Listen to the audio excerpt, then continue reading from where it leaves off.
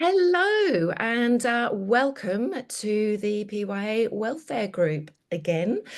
So sorry, this recording is a little late in coming. Been a little bit busy. Do apologise. In our previous recordings, we have looked at reporting in general, and then we focused on reporting bullying and harassment incidences. Today, I have the esteemed professional counsellor Karine Rayson with me, and we're going to look at challenges in reporting, discussing why perhaps crew may not report and where they can go from there, really. So, Karine, thank you so much for joining me today. I know it's late for you over in Australia. However, in your professional opinion and experience, why would you say that crew would be sort of fearful about coming forward to report incidences on board?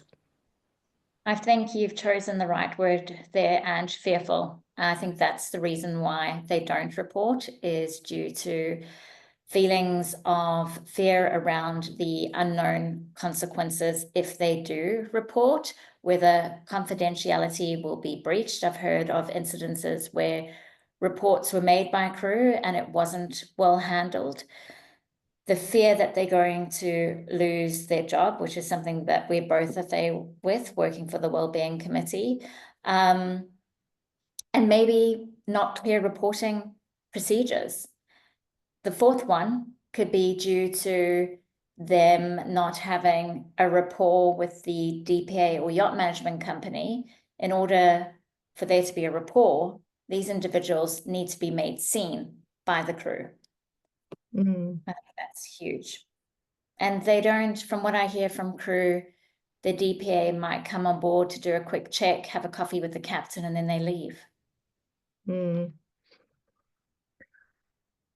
you feel that as well? I mean, as well from my experience, that with that fear, it also comes in, I suppose, a bit of peer pressure, is the fact of they could be told they won't get another job if they do report anything. They could have a family to support, something like that at home. So therefore, their job is so important to keep. Personal factors, absolutely. The other one, the other threat that gets thrown around is, I'm not going to write you a reference. The other point, in terms of crew members who have been sexually harassed, they tend not to report due to feelings of shame and guilt. But they have nothing to be ashamed of or guilty of. It's not their fault. Not their fault, but that's how they feel, and it's very common for them not to say anything.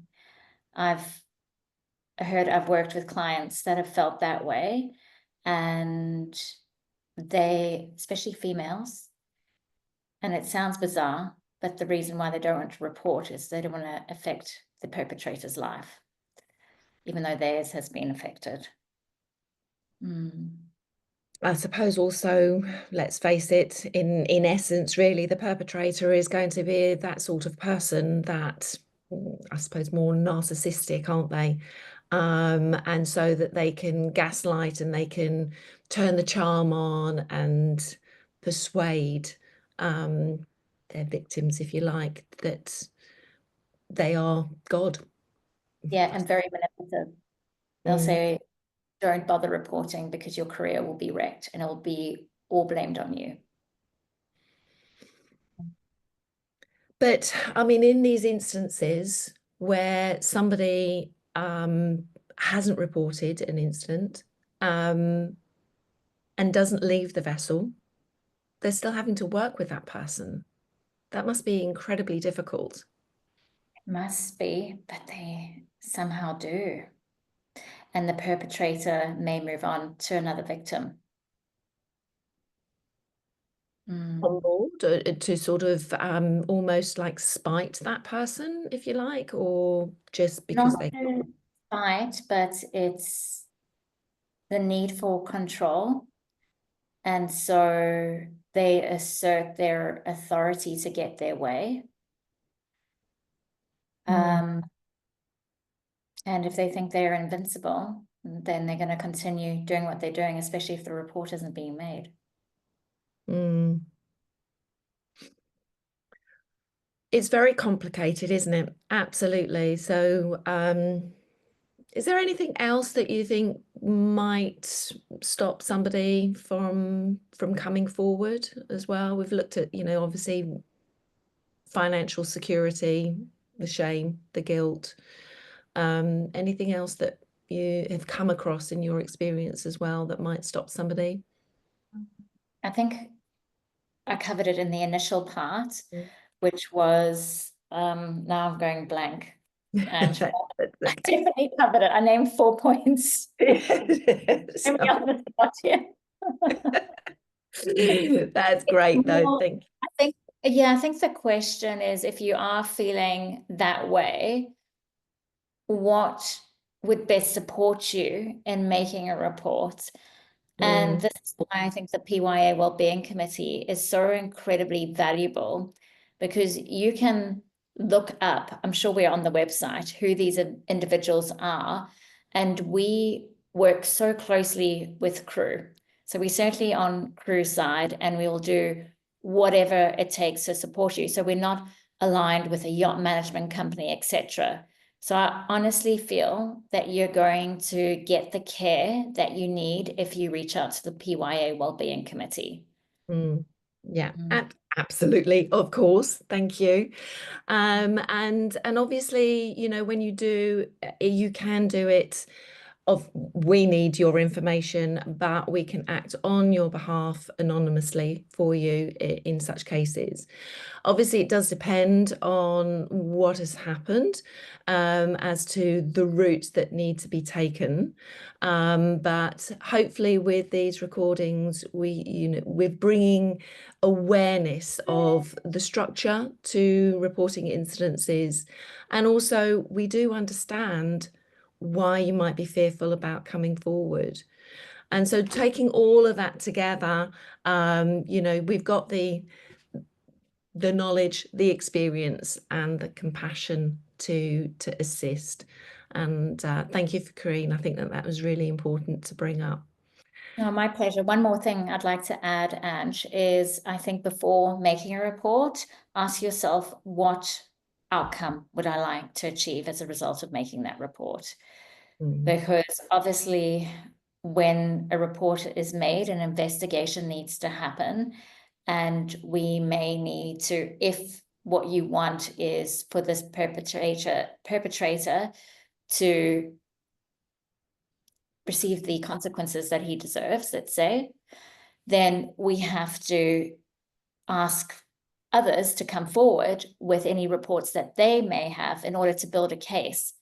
But if we don't have enough reports, then it's really difficult to make that, we'll push that case forward, as you would know. Yeah, 100%. So for those that haven't actually seen or heard the previous recordings, just to do a very, very quick recap on the reporting measures that need to be taken. First off, it is really important to do the correct way is into follow the onboard complaints procedure. So go to your head of department, go to your captain, make a formal report. This is really important because it will go on the official logbook. Hopefully, well, that's what it should do. If you're not getting anywhere on board, this is where you need to then reach out to your DPA or your management company and make a formal report there as well.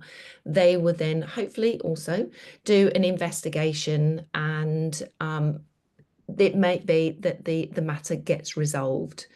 Those are the sort of cases for some contractual issues. It will also work for the bullying and harassment. For a physical assault or abuse or a rape, it's really important to go to the police and then to the hospital for a rape kit or to have a medical examination. Those together, the police report and the medical report together, there you can go then back to the management company and also to flag state. So the very first thing that you need to be aware of is who is your hierarchy on board? What is that actual complaints procedure? What does it look like? It should be posted on the crew notice board. It should be free access for all the crew. So you should have the contact details of your DPA, of your management company, and of the shipping master of your flag state. If you don't, do your due diligence. You know what flag state you're working on, which vessel, go and look at it online and find out who the shipping master is. So in essence, there's all the different steps I know, and it can be very complicated. But as Karine has mentioned, you can reach out to the PYA Welfare Group. We will hold your hand and take you through it. So on that note, thank you so much again for listening. Thank you so much, Karine, for your time today. It's been an absolute pleasure. And we'll think of something else that we can report on for next time. So if you do have any ideas and suggestions, please do contact us. Email us at welfare@pya.org and we will get back to you. Thank you so much.